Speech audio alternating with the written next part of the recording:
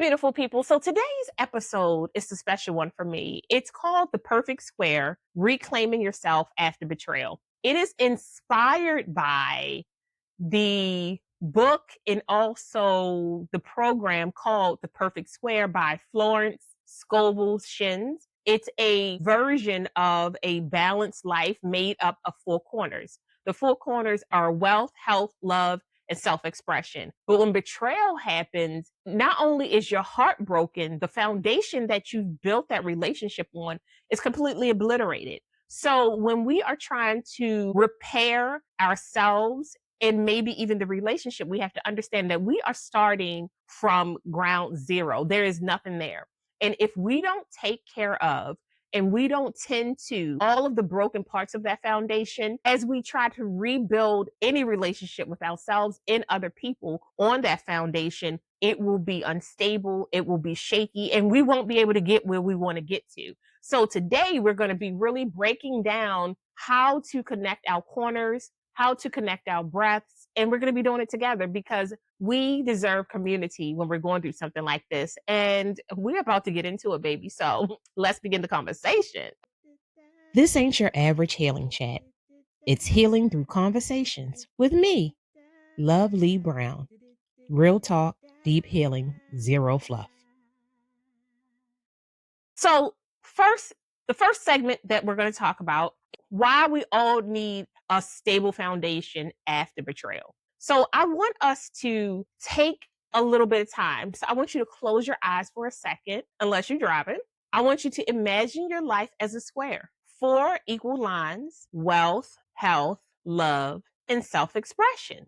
And when you're in the thick of betrayal, you don't even feel like you have one of those lines. You feel like you've lost every piece of connection to the relationship idea of the relationship that you had in your head. And not only does it affect the world that you've built around the us, you and your partner, but it also affects your financial stability, your emotional stability, your community, your friend group, and you can feel so alone because it feels like nobody understands exactly what you're going through. And it can feel like all of those walls, those four lines really collapse on themselves. And I just love the idea of the four squares because a lot of the times we're talking about wealth, health, love, and self-expression. Each one of those conversations can like really stand on their own. But when you put them together and you're building this beautiful foundation, when I was stuck in the thick of betrayal, I didn't even know I had a square. I had built my world around the us, right? I was financially stable mentally in the relationship. But then when the betrayal happened, I went emotionally bankrupt. So why do we need a foundation after betrayal? When you're in the thick of betrayal, you don't even feel like you have a square, right? Because a lot of us, we've built our world around the us, the partnership. We have lost some of our self-expression, some of our self-identity. And within that relationship, we may have felt we were financially stable. But when the betrayal happens, you're emotionally bankrupt. How do you fix that? And when you are surrounded by people, but you feel completely alone because the betrayal has absolutely obliterated the foundation of the relationship and your questions about who you are and how you handle relationships. Because when betrayal happens, it doesn't just affect the intimate relationships that you have. It affects every relationship that you have, platonic relationship, work relationships. Now you're going back and second guessing, triple guessing, quadruple guessing the decisions that you've made, the people that you've trusted, so that you start to feel like you are all alone, like you are standing outside of yourself and that your world is absolutely collapsing on itself. In a lot of ways it is, right? We may know something is wrong, but because we are so hopeful that it's not, we can turn a blind eye to obvious things that are happening. And betrayal, absolutely, it doesn't just break your trust, but it fractures your identity. And that identity doesn't just stay within the relationship. It's every relationship that you've made after that relationship. It's the relationships that you've made at work with regards to being married or being in a partnership or being a mother with a partner, like, or being a husband with a partner, right? It's not just the identity of self, it's a full fledged conversation that we need to have, because sometimes when we lose ourselves within the relationship, we then start to only be able to identify ourselves based off of the work names that we have in the relationship. You know what I mean? Mom, wife, sister, niece, we just, that's all we have. We don't have any other identity outside of that, because we haven't really been able to check in with ourselves, because we were trying to repair something that really we shouldn't have touched in the first place, and or we should have let go. Because what they say, if he ain't going to love you the way he should, then let it go. Take the she and the he and mix it, because I believe that both sides deserve to be happy. So the perfect square represents four pillars that stabilizes our lives. Betrayal destabilizes them all at once. That's what I was talking about, right? Your safety, your worth, your body, and your voice. Let me tell you something. One of the things that really broke me with regards to infidelity was that I don't like to have my autonomy taken away from me. That was a really hard thing for me to handle, because I worship what God gave me. I take care of what God gave me. And I don't like having somebody decide what they want to do with my body because they believe that they could do something different. And it's not it wasn't a vanity thing, right? It was really me having the option to opt out or opt in, right? And I remember like being angry and being like, if I knew we were going to be out here fucking other people, I could have found somebody to fuck too, right? I was not interested. I was not interested. But the anger, right? That when your world is falling apart and you can't sleep and you can't eat and your chest feels like it is concaving on itself, you can start to react in a very negative way in order to save yourself, because survival mode is cutthroat. Thriving mode, you just skipping down the street, not even thinking about it. Survival mode, somebody gonna have to fall in the hole because everybody can't get on this boat. You know what I mean? But finding myself, it wasn't even like a straight road. It wasn't linear at all. It wasn't even a square, baby. It was a squiggles. You know how when little kids learn how to start writing and they be all over the place, and then you think they're on the paper, but then when you look at your table, it's stuff on the table too. That's how I felt. 100%. But when we're talking about this perfect square, we're talking about the wealth, health, love, and self expression, and how you can work on rebuilding yourself one side at a time. Because some of us, we just try to rebuild the whole house all at one time, when the truth is that if your foundation isn't steady, if your foundation isn't leveled, if your foundation isn't on proper soil, if it has not been settled correctly, it will absolutely crack and it will damage the house that you're building on top of it. And that was something that I really had to think about, right? So I want us to think about this prompt. If your life feels unsteady, which side of your square is calling out for your attention right now? For me, when my life was completely unsteady, I was looking for self expression the most, not wealth, not health, not love. I needed self expression, because in finding my ability to express myself, I was able to find more love for myself. In finding ways to express myself, I was able to focus on and connect better with my health and wealth. And that was something that I had to really think about. So for you, what action do you need right now? What are you trying to repair from this square right now that needs your attention right now? I want us to really take a moment and just take a deep breath and I want you to remember that you are worthy of asking and receiving And don't be afraid to ask for what you want.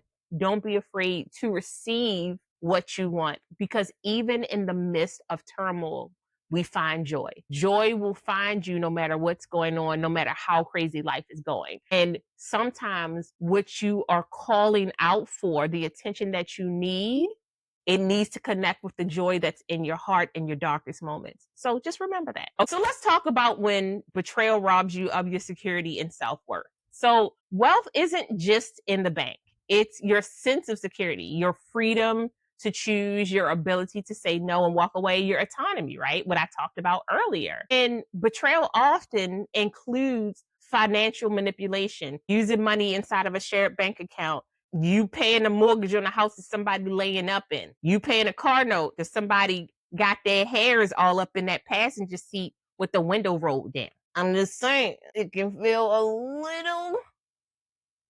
a little tight, you know? Or maybe the person is controlling your money. They're telling you that you're spending all this money, you're doing too much, but they're really discouraging you from paying attention to the details because they don't want you to know that they didn't use all your damn money. They didn't use all your finances, or they may be trying to figure out how to move your money around so that they can start their new life. I really want us to think about this, right? Think about your finances. I really need us to be checking on our bank accounts and figuring out what's going on. Even when you share a bank account, I learned a long time ago, you should always have a separate bank account that just belongs to you. It's your security money. It's your rainy day fund. It's your, if all hell hits the fan, you have some dollars in a separate space that you can depend on and just keep on moving, right? So, one of the things that we realize in betrayal is when financial manipulation happens to us or to someone that you love, you realize how isolated that person was and how fearful that person was about leaving because they had nothing to work with. They had no money, they had no credit, they had no, sometimes no financial knowledge. And they have been beaten down so much to believe that they are not even worth,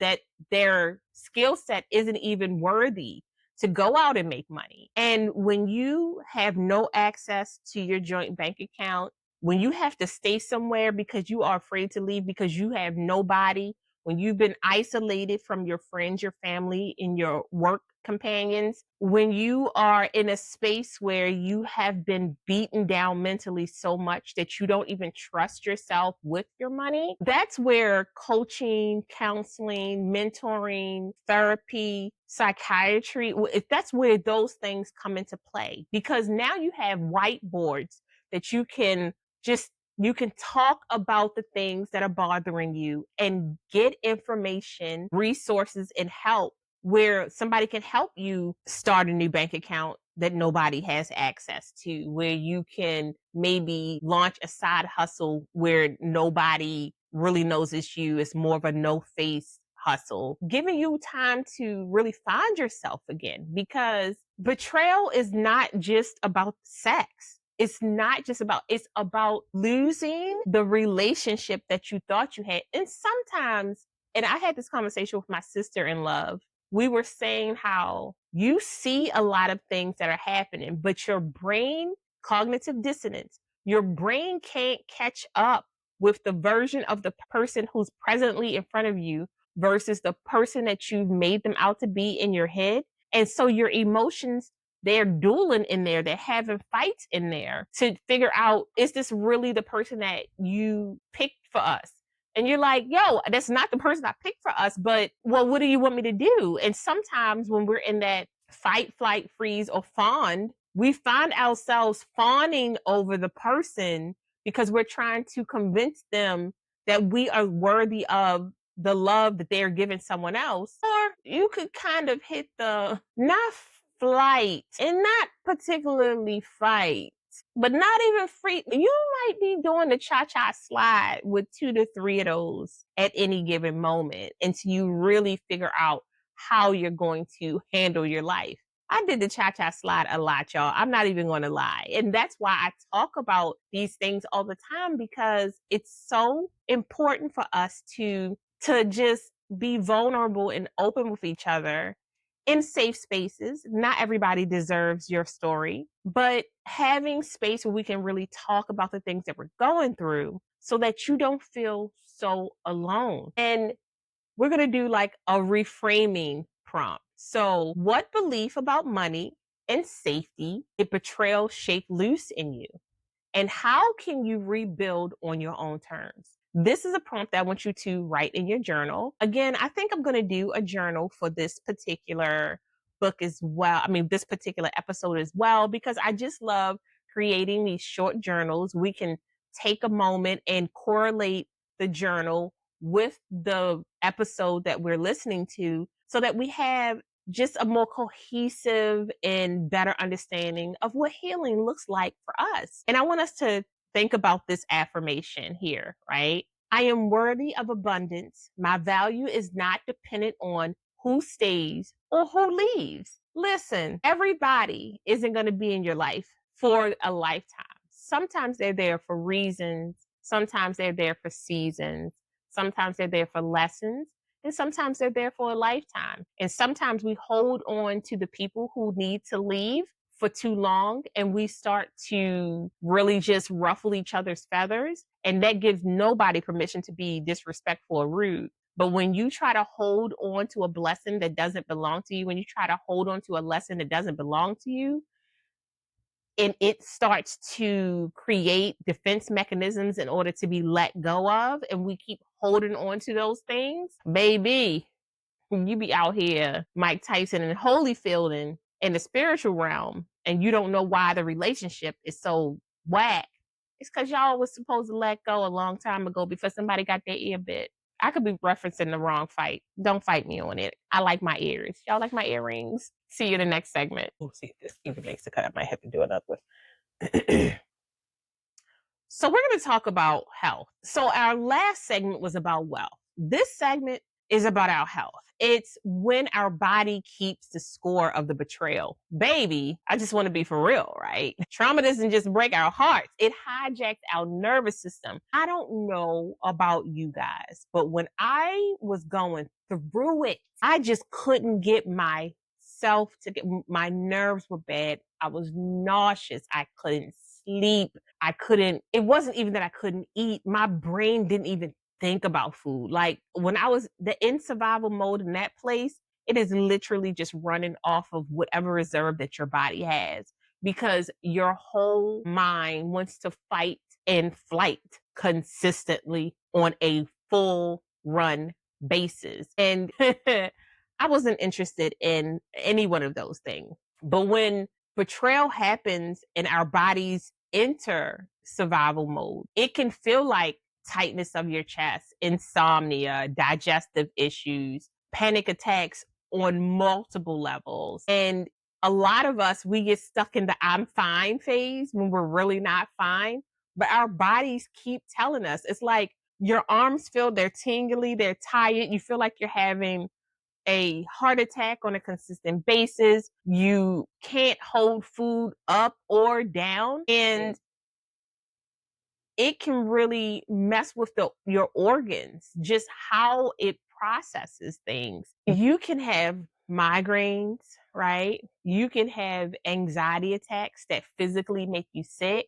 Shit, I thought I was going crazy for a bit because I couldn't do anything that involved any other task than to take care of my children and to cry and scream and rage out for a long time. And I realized that a lot of that was unprocessed grief. It was emotional trauma.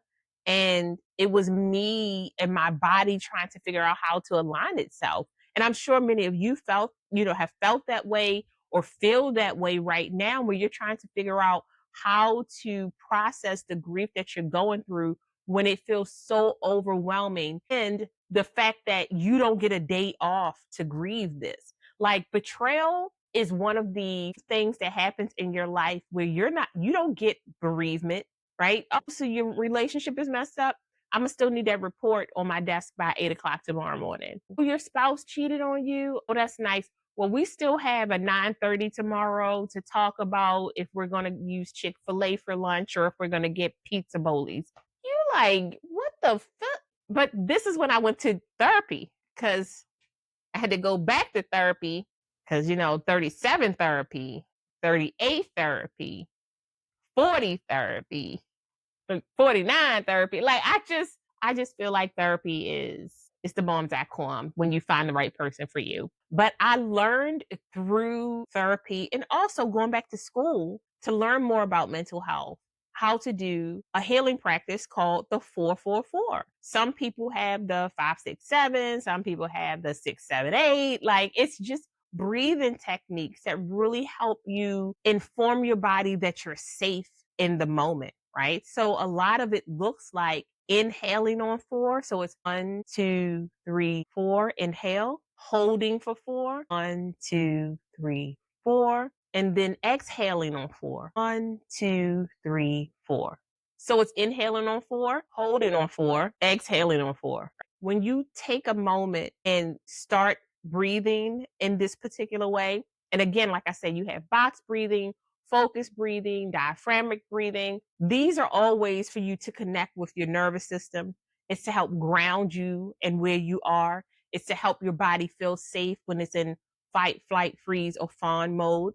Because a lot of our emotions are held within our cells, it's held in our nerves, it's held in our organs. And we just continuously damage those things when we're always fighting, always in flight, always in freeze, always in fawn. You start to damage the cells a little bit at a time because the amount of hormones that are pumping out of you in order to help you sustain the emotions that you're going through are no longer healthy. And you have to take moments to breathe and find your center to ground yourself where you are. So our journal prompt for this segment is, how has betrayal showed up in your body? And what would care look like today in order for you to take care of that body, right? How has betrayal shown up in your body? And what would care look like today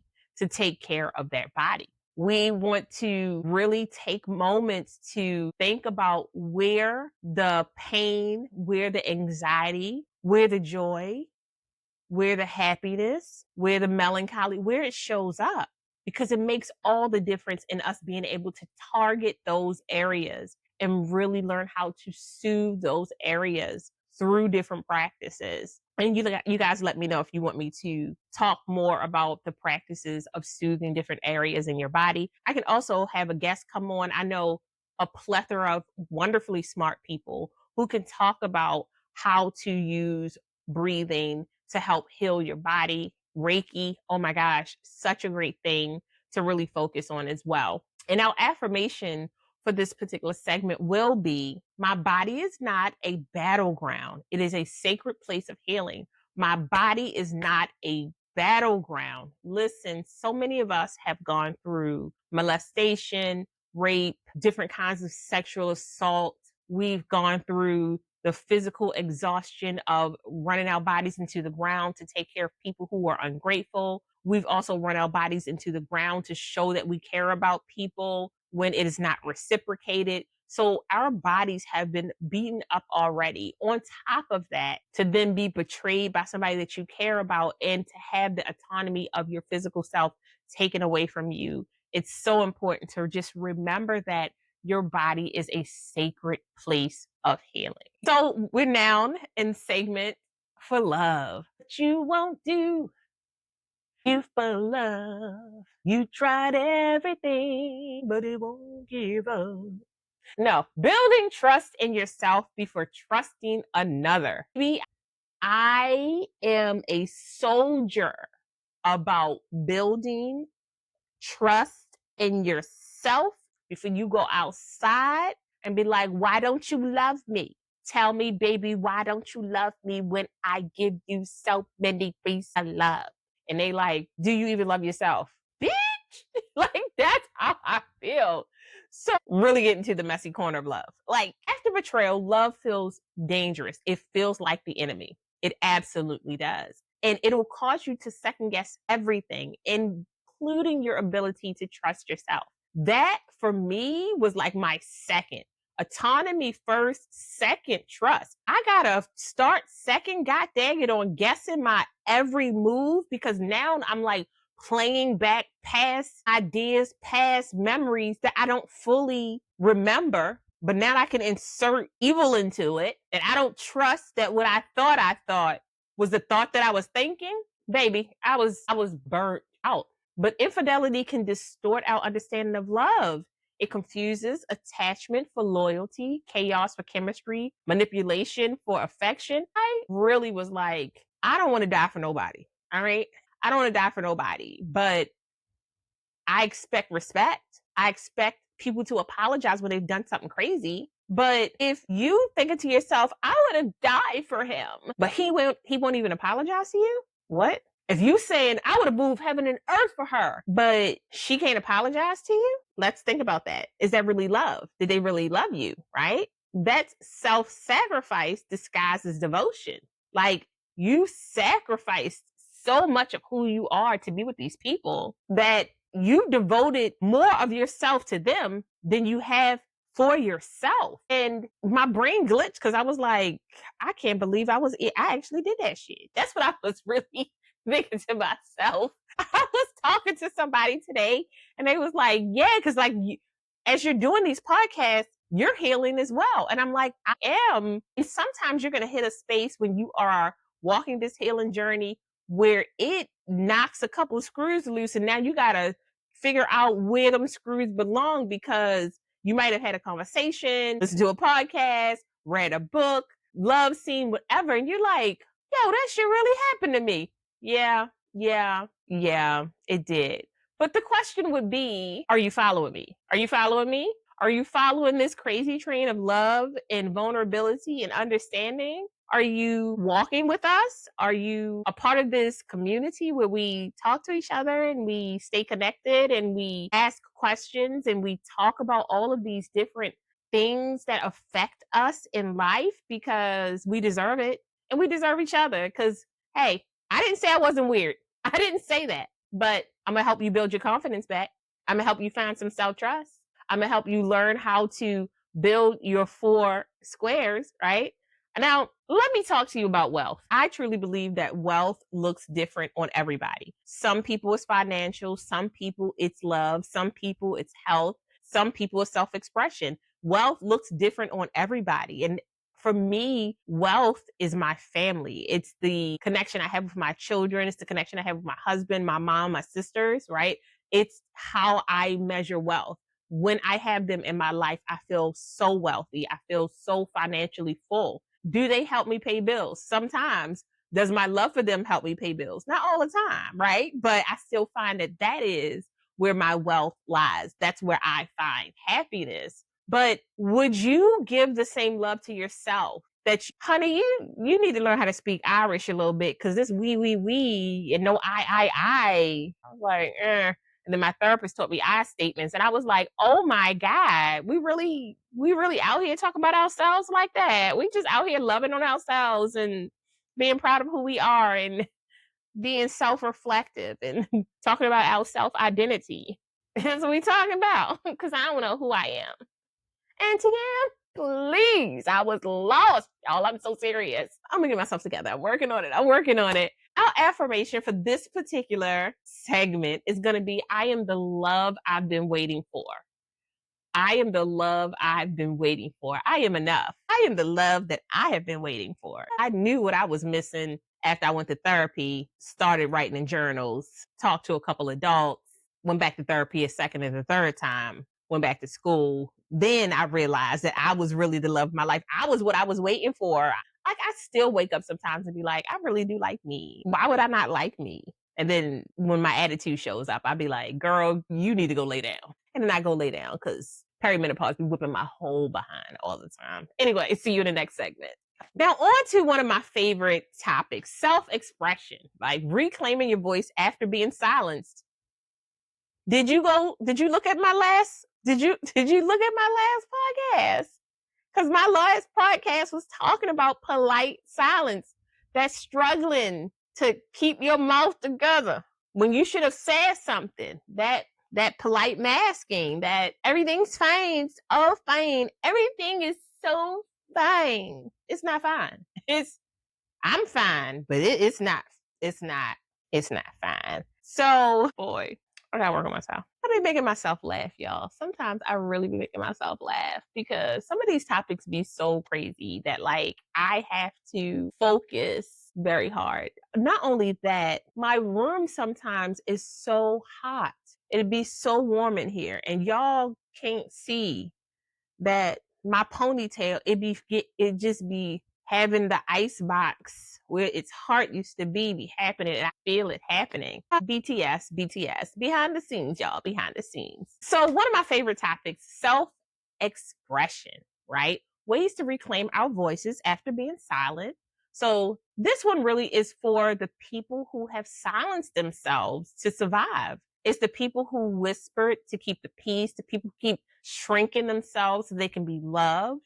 But we forget that betrayal often comes with gaslighting and manipulation, emotional invalidation. And we learn how to keep the truth inside so that we can keep the peace. But healing demands you be vocal. It demands that you set boundaries.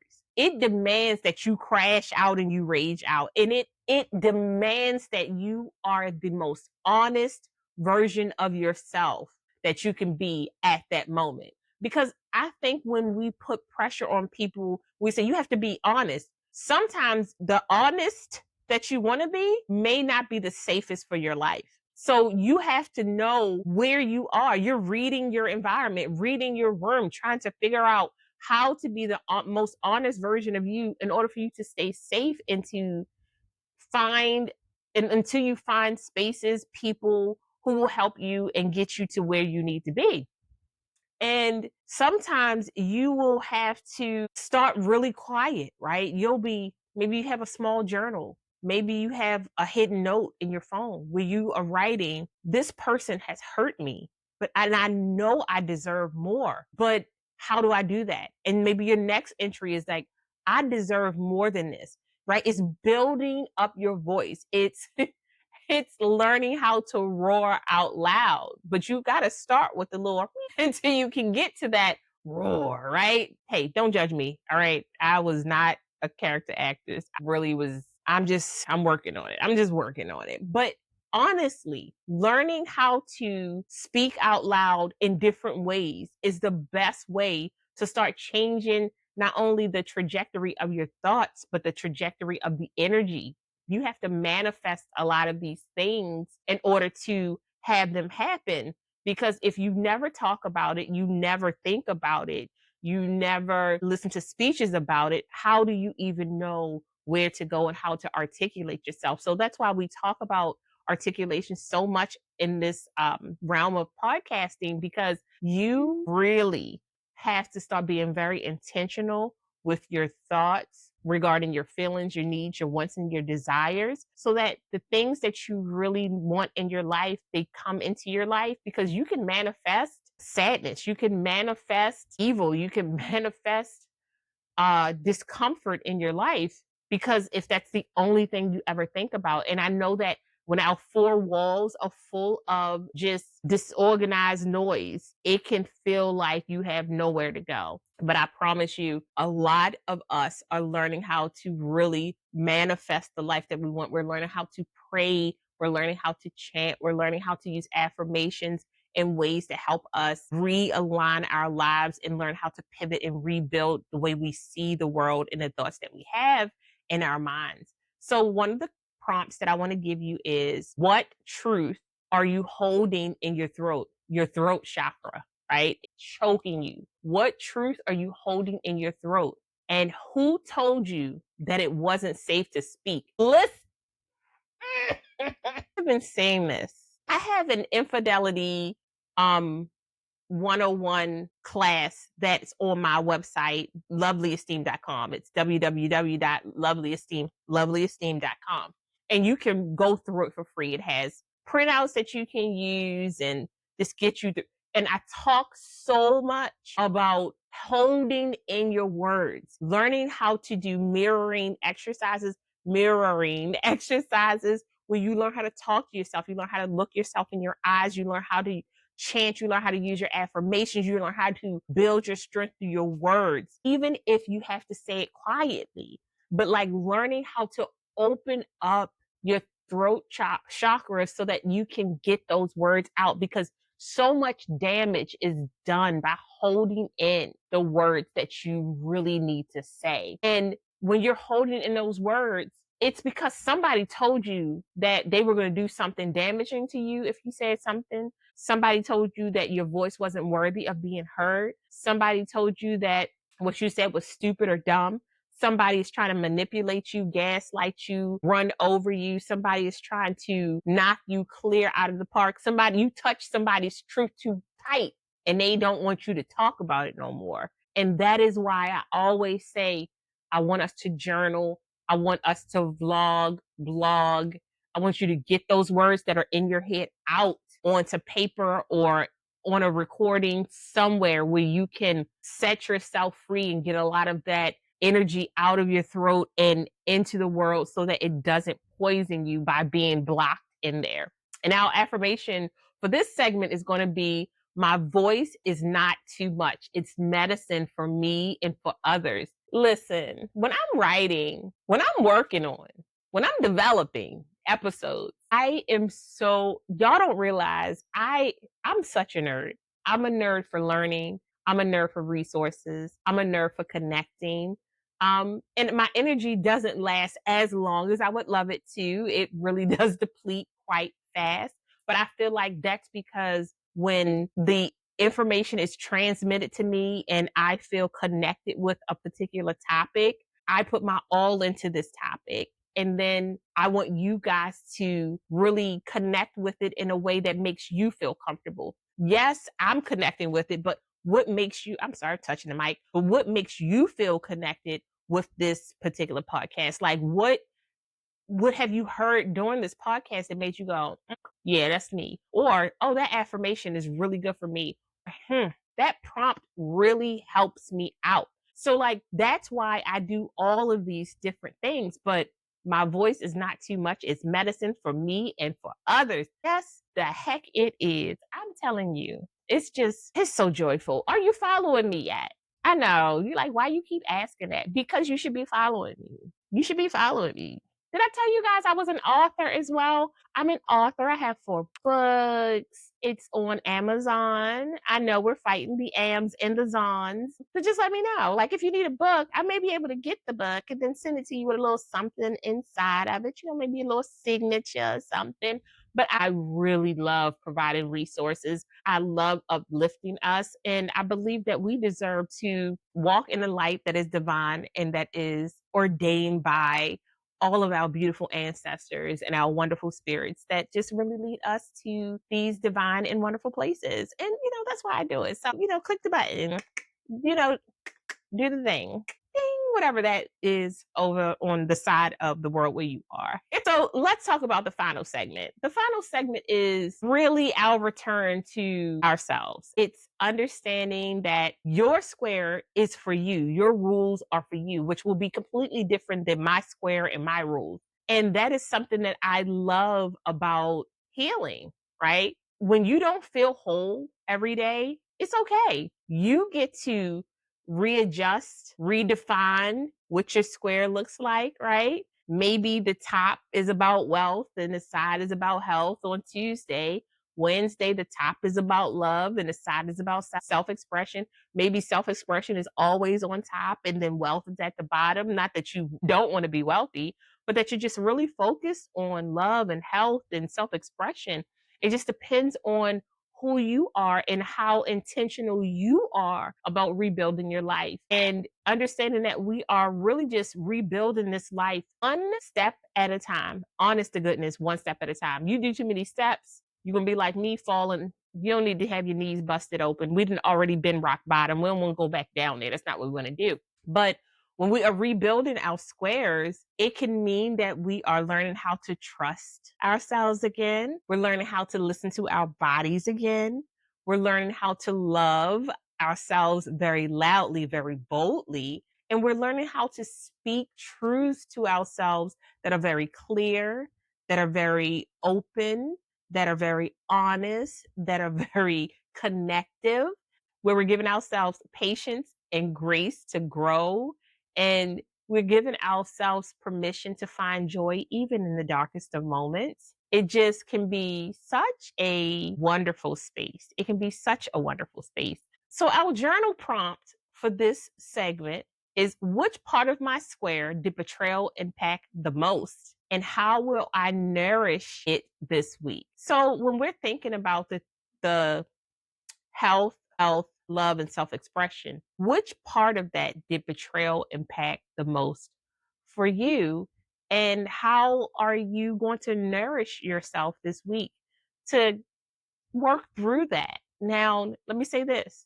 When we say work through it, sometimes it means that you only cried for 20 minutes. Sometimes it means that you took your shower twice this week. Sometimes it means that you had two bites of toast and you didn't throw up from looking at the eggs. Sometimes it means that you had 4 pancakes, 2 pieces of bacon, you had your juice and you went back to sleep, right? So like I want you to really think about what nourishing your body. Sometimes it means you took a hike and you were going to take the hike, but you got in your car. And when you got to the place, you just decided you wanted to be by yourself. And you just sat in your car. Sometimes it's going to the movies and just completely associating from what's happening. We have to remember that nourishing looks different for everybody. We don't bash anybody. This is a judgment free zone, right? For me, it used to be brownies. I had to mind my business, and you should be minding yours too, because I was busy. I was busy gaining weight after I lost all that weight. It was insane. So the affirmation for this segment will be, I am rebuilding my life. I am worthy of every corner being whole. And if it's not whole, it's okay. Like, you're going to have corners that are 70%, some gonna be 40%. Your line is gonna be a little weird. You're gonna have like some of those little Tetris lines when you are working on healing. And it's absolutely okay. Absolutely okay. But I want us to pick one square corner and really learn how to nurture that. Be consistent, celebrate the small wins. We're here to heal, but we're really working towards thriving, because thriving looks so good on us. It looks so good on us. I mean, we look good when we are thriving. When we're healing, we do well. Sometimes we forget the part of our hair. We got half a ponytail. Sometimes it be a little off, but that thriving stage, we fine as hell is all I'm telling you. So I really hope this episode blessed you. Please share it with somebody that you love, who you know that's going through something like this. Again, I ask that you subscribe and you follow us. You can also send me an email at lovely, Loveli, at lovelyesteem.com. You can also schedule a one-on-one to help work towards your healing journey. I'm here to help you. I'm a helpmate for you to repair you. I can't help save your relationship, because I just truly believe that my job is to work on the person, and then your job is to work on the relationship. And in working on yourself, you ultimately start to really work on your relationship, and you decide if it's working for you or if it's not working for you. And I want us to remember that no square is perfect, right? This isn't a fantasy. We're just here. It's our birthright to feel comfortable in the skin that we're in. It's our birthright to feel comfortable resting our minds. It's our birthright to understand that we belong to a divine being, and he doesn't make junk. You're no junk. You don't deserve to be trampled over or treated any kind of way. I want to see you whole. I want to see you healing. I want to see you thriving. And I want you to remember that you are where home is. Wherever you are, that's where home is. So I'll talk to you guys later. Thank you so much for being a part of this podcast. I truly appreciate you guys. I'll talk to you soon. Lovely out. Peace. Thank you so much for joining us. We hope you found some healing, connection, and joy. Until next time, bye, loves.